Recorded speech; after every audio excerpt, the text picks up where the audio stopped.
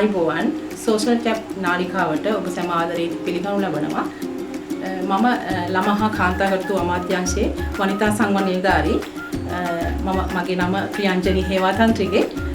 අද දවසේ අපි කරන්න යන්නේ හාල් පිටි වලින් මුරුක්කු හදන්නේ කොහොමද කියලා. විශේෂයෙන්ම අපි සෙන්ටරියාක් විදියට ඔබට මේක පහසුවෙන් කරන්න හොඳ ව්‍යාපෘතියකට යන්න හොඳ අවස්ථාවක් වෙනවා.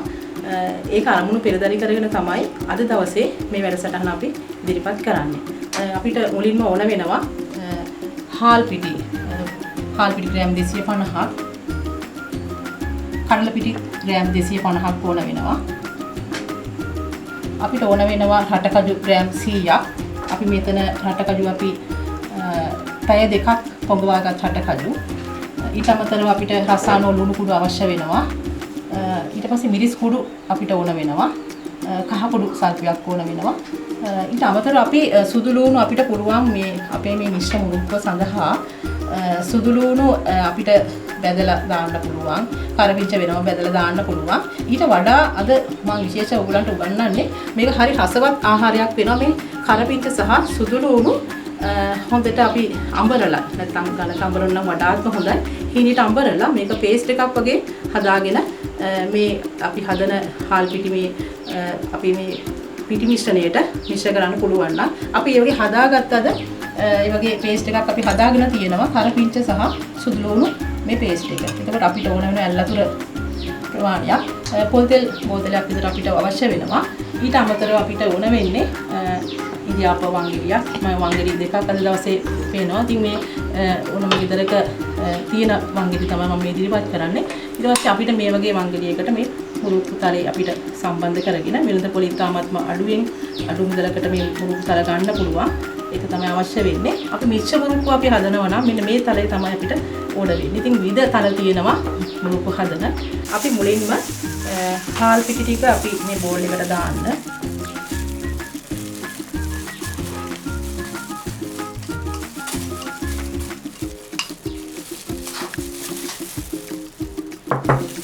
ඊට පස්සේ අපි ගත්ත කඩල පිටි මේකට මිශ්‍ර කරන්න.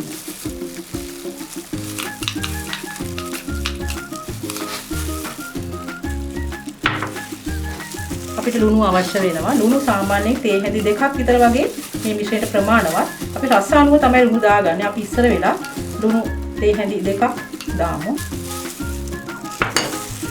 ඊට අමතරව මිරිස් කුඩු මේක අපි සමහර අය කන්න කැමති ටිකක් බයිට් එකට වගේ කියන්නේ සැරට කන්න ආසයි. එහෙම ආසයට තේ හැඳි 3ක් විතර වගේ දාගන්න. අපි දෙකමාරක් විතර අද අපි දාමු. එතන උඩා දරුවන් සම්බන්ධ වෙලා ඉන්න නිසා අය ටිකක් සැරට කන්න ටිකක් අකමැති නිසා මේකම තේ හැඳි භාගයක් දාන්න මේ කහ කුඩු.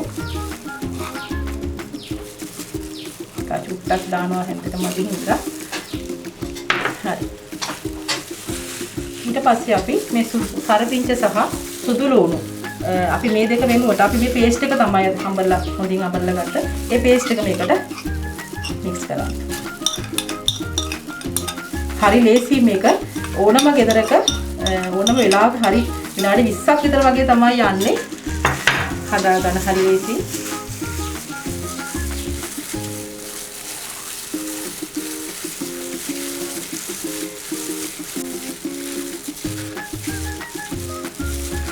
මේක හොඳින් කවලා වුණාට පස්සේ අපි ඇල්ලතුර තමයි ගන්නෙ.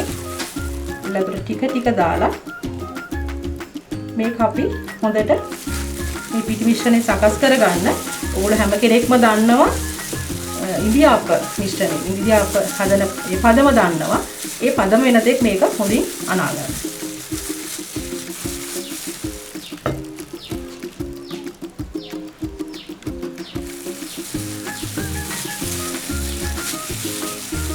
හරි දැන් අපි පිටි මිශ්‍රණය සකස් කරගත්තා.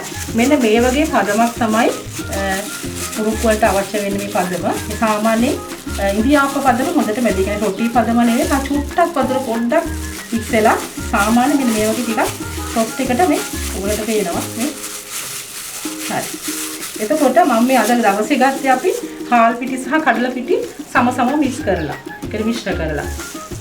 අනිත් එක තමයි අපිට කඩේ තියෙන හාල් පිටි ඉන්දියාපු පිටි පැකට් එකෙන් උනත් මේක හදන්න පුළුවන්. එතකොට මම කිව්වේ කඩල පිටි අවශ්‍යම නැහැ.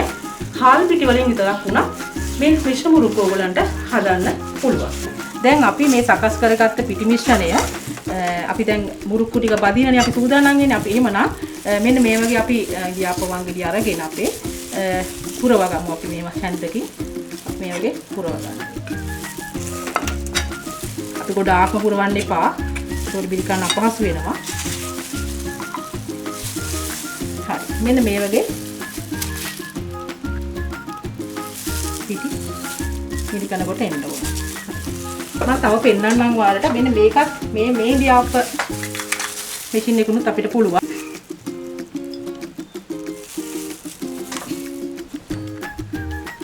පොල් තෙල් ටික දා ගන්න තාච්චියට. පොල් තෙල් ටිකක් වැඩි ප්‍රමාණයක් දා ගන්න වෙනවා. අපි දැන් ඔන්න තෙල් ටික දැන් තාච්චියට දාලා අපි ලිප උණු කරා. මද වෙලාවකින් අපිට තෙල් ටික රත් වෙන්න අපි අවස්ථාව දීලා තියෙන්නේ. අපි දැන් කොහොමද තෙල් ටික රත් වුණාද කියලා බලා ගන්න. මේ පිටි පොඩි කෑල්ලක් අරගෙන මේක අපි තෙල් තාච්චියට දාන්න. දානකොට ඒක හොඳට උඩට මතු වෙලා එනවනම් මේ අපේ මුරුක්කු ටික බැද ගන්න තෙල් ටික හරියට හොඳට බැදිලා තියෙන්නේ. හරි. එහෙමනම් අපි ඊළඟට අපි ඉන්දියාපු වංගෙඩි දාගත්ත පිටි මිශ්‍රණය අපි මේ විදියට එක රවුමක් දාන්න. දාලා අති මෙහෙම කඩන්න. අවස්ථාවේ අපි ලිප ගොඩාක් දැල්ල වැඩිම කරන්න එපා. සාමාන්‍ය ප්‍රමාණයට තියාගන්න. අපිට තෙල් ටික වඩාත් ගොඩාක් රත් වුණාම අපිට මේ අපේ මුරුක්කුවේ පැහැය වෙනස් වෙන්න බලනවා. අපි සාමාන්‍ය ප්‍රමාණයේ ලිප සකස් කරගන්න.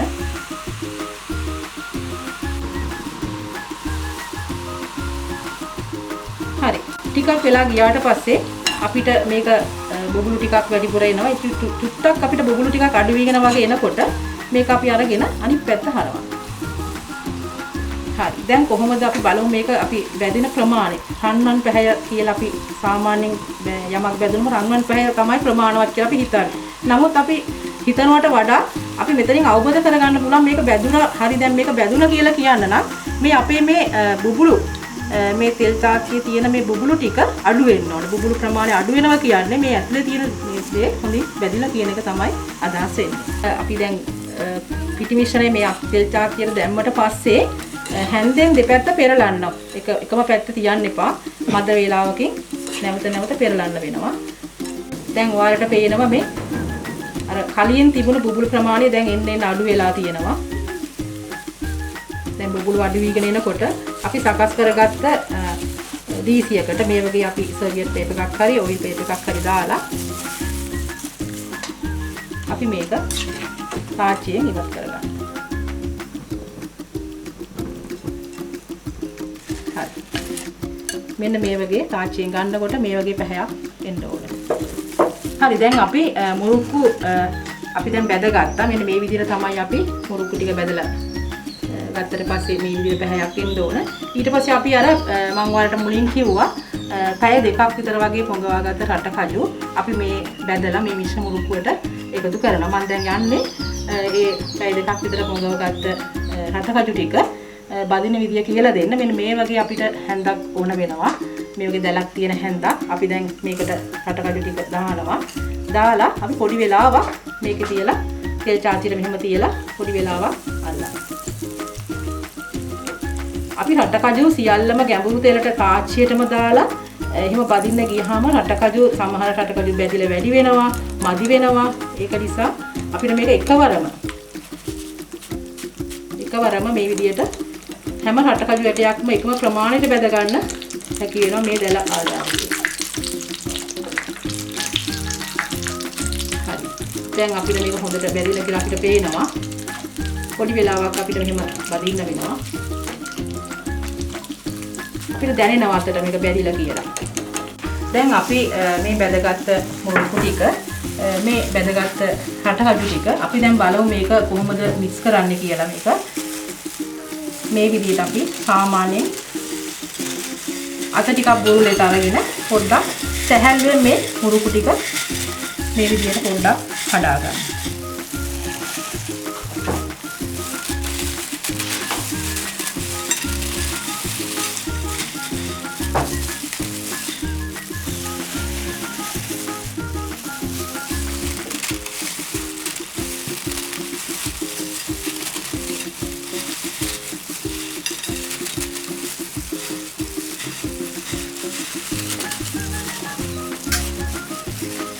වැදුණු රටකජු ටික අරගෙන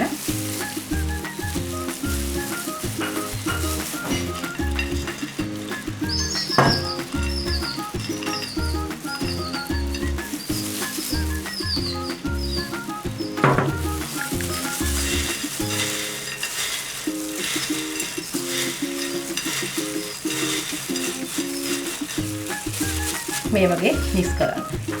right. දැන් ඔන්න අපේ මුරුක්කුව අපි සකස් කරලා අවසానයි. අපිට දැන් මේක තව ලස්සන කරගන්න ඕන නම් අපිට පුළුවන් කරපිංචා කොළ ටිකක් අරගෙන අපිට අර වගේ දැලක දාලා මේක බෙදලා මේක උඩින් දාන්න පුළුවන්. ඊට පස්සේ අපි මේකට තව සුදු ලුණු වෙනම දානවා නම් ඕගොල්ලන්ට සුදු ලුණු අපිට සුද්ධ කරලා හීනියට පෙති කපලා රන්වන් පැහැයන තෙක් බෙදලා ඒකට මික්ස් කරන්න පුළුවන්. තව පුළුවන් අපිට පරිප්පු, කඩලා පරිප්පු අපිට මිශ්‍ර කරන්න පුළුවන් බෙදලා. තවත් දවසක මෙවැනි වීඩියෝකින් හමු වෙනතුරු මම අදට සමු ගන්නවා. ඔබට සුබ දවසක්.